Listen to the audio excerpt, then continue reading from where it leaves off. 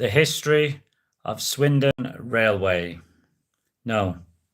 The History of Swindon's Historic Theatre.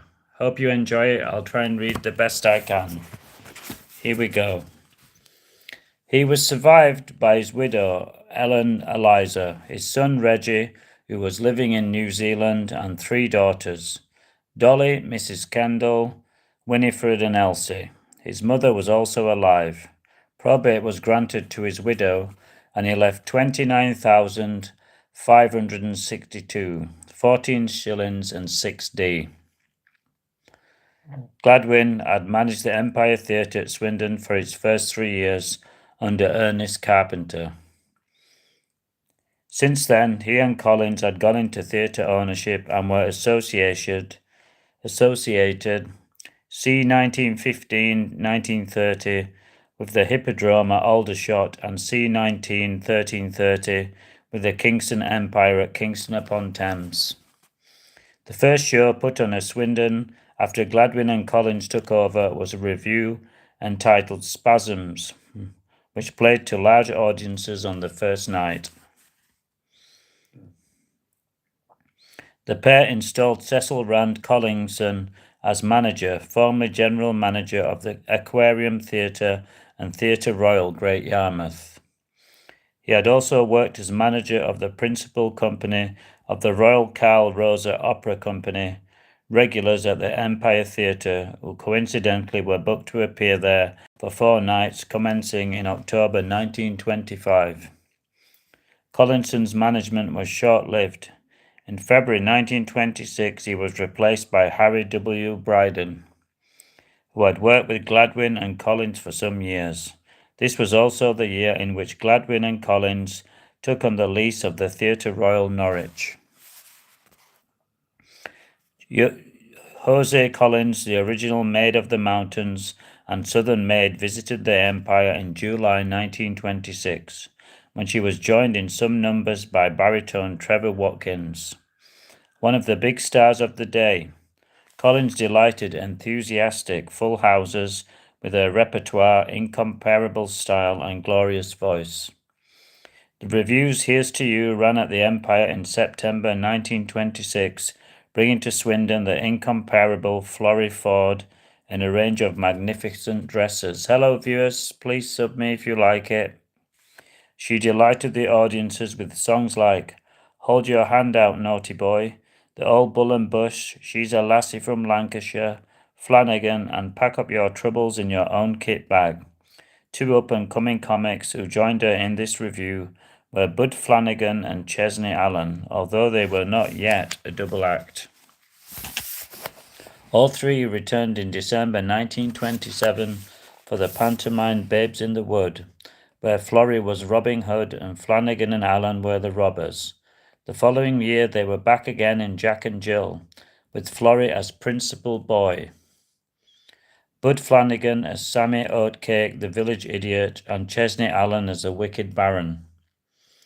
The famous royal illusionist Horace Golding made his first appearance at the Empire in September 1926. Hello viewers! He specialized in sewing a woman in half, a trick for which he is generally credited, but probably incorrectly, as the inventor. Pulling the 2 halves apart and moving between them, and in the Indian rope trip, during which he made a boy disappear while suspended from a rope in the center of the stage. Hello viewers, please sub me.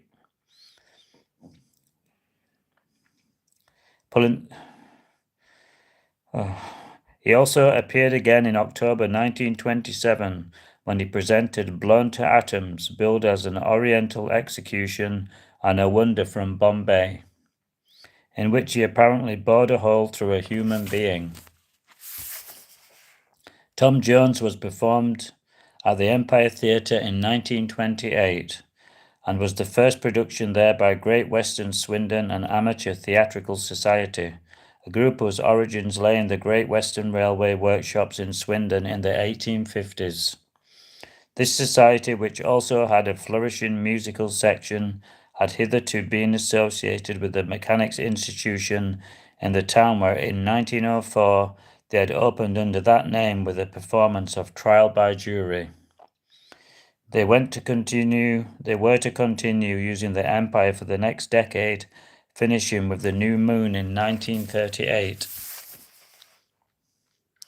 The world-famous comedian George Robey, known as the Prime Minister of Mirth, appeared in the Empire in November 1930 and scored a great success.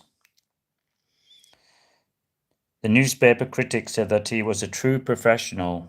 His jokes were subtle and funny, and he knew just how to tell them to be successful every time. Beyond the blaze of the brilliant footlights read the title of the article that appeared in what was then called the Evening Advertiser on May 1st of May 1930. The paper's reporter took readers on a backstage tour of the Empire during an actual performance. It began with the call boy making his pre-curtain up round of the dressing rooms and reminding the cast of 5 minutes, please, and the performers collecting in the friendly semi-darkness of the evening. Once the show had got underway, this worthy member of theatre staff dutifully reminded the performers when they were next on stage. Above him, the reporter saw nearly 50 lots of hanging scenery, operated by an innumerable mass of ropes in the flies, and explained how to get to them. One had to climb several flights of stairs to a height of about 70 feet. He pointed out that each stagehand, numbering between 6 and 30 depending upon the nature of the production, had their own particular job to do under the supervision of the stage manager. He wrote of the chief electrician who operated the switchboard that controlled all the lamps and who supervised the people operating the following spots. Viewed from the wings, said the reporter, the play itself has an artificial atmosphere. From the front one can believe it. From the wings it is shorn of reality. These stage players are truly remarkable people, he enthused. The moment they step into the wings, they are a different people, and I have known instances of stage lovers who cut each other dead off the stage. As for the modern chorus girl, she is an independent little person, well educated and well paid. There was a time when actors or actresses were unmistakable half a mile away, but not in the 1930s. The chorus girl is very little different in appearance from the woman clerk. This piece described the arrangement of the dressing rooms at the Empire. The star of the show was accommodated nearest to the stage, where the room was said to be nicely furnished and very cosy.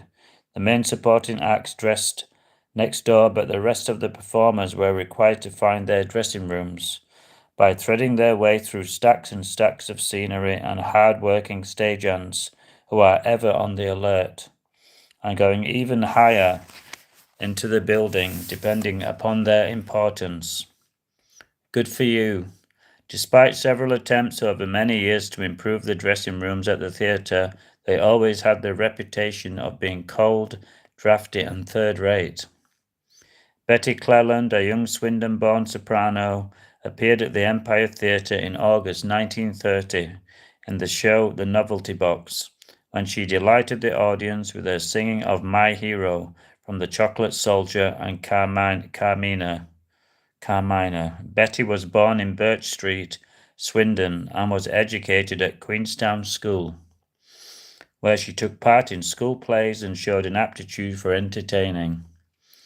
Her father was employed in the railway works, and the family relocated to Newcastle, where Betty was 9 years old. She had previously appeared at the Empire in the 1928 revue The Showcase during the run of The Novelty Box. She stayed with friends in Swindon.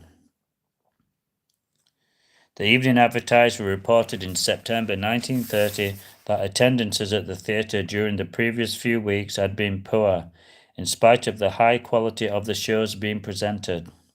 Fine Feathers' review then playing was considered to be excellent entertainment, and the reporter warned that if the theatre did not receive the support it deserved, the people of Swindon would have only themselves to blame if it went over to becoming a cinema. He added that this was not improbable. Either he was prophetic or he had heard a strong whisper and wanted to make sure that he could declare at a later date, "You heard it here first." Less than 4 months later, on the 29th of December 1930, Jack Gladwin and Joe Collins leased the Empire Theatre Swindon to Swindon Entertainments Limited, of which M. Dent of Birmingham was managing director. Joe Collins remained on the board of the new company. This came just 5 days after a fire occurred, thought to have been caused by an electrical fault at the Mechanics Institute on the night of Christmas Eve 1930. The three fire brigades fought the blaze. By the time it was under control, the whole central section of the building had been gutted, including the theatre and stage. This meant that for the moment, Swindon was without a venue dedicated to live theatre. If the new owners of the Empire Theatre ever considered taking advantage of this situation, they took no steps to put it into practice. The Regent Cinema had opened in Regent Circus in 1929, just a few hundred yards from the Empire, and the two were about to go into celluloid competition. With Swindon Entertainments Limited came the change at the Empire that Alfred Manners had long feared. All members of the permanent staff and the gentlemen of the orchestra were given their notice. The leader and violinist at the time was Thomas Tim Coxon, who contemplated forming a dance band, utilizing the talents of some of the other musicians in the Empire's orchestra. But as most of them also had daytime jobs, this did not materialize. The theatre was to be converted into a cinema. In place of the safety curtain, there would be a silver screen, and the three-dimensional interaction on the stage would give way to the two-dimensional talkies on the silver screen. This measured 20 feet by 14.5 feet, was made of a rubber composition, cost £80, and was erected 12 feet behind the floodlights, so that people in the front seats would be at least 20 to 24 feet from the moving pictures. Some 5,000 worth of Western electric talkie apparatus was installed directly behind the screen to ensure perfect reproduction of sound. The box office was altered to allow the latest automatic six-way ticket machine to be installed. All for the Empire, the history of Swindon's theatre. Roger Taylor and Mark Child. Hope you enjoyed this section. I'll be reading more later. Thank you, viewers.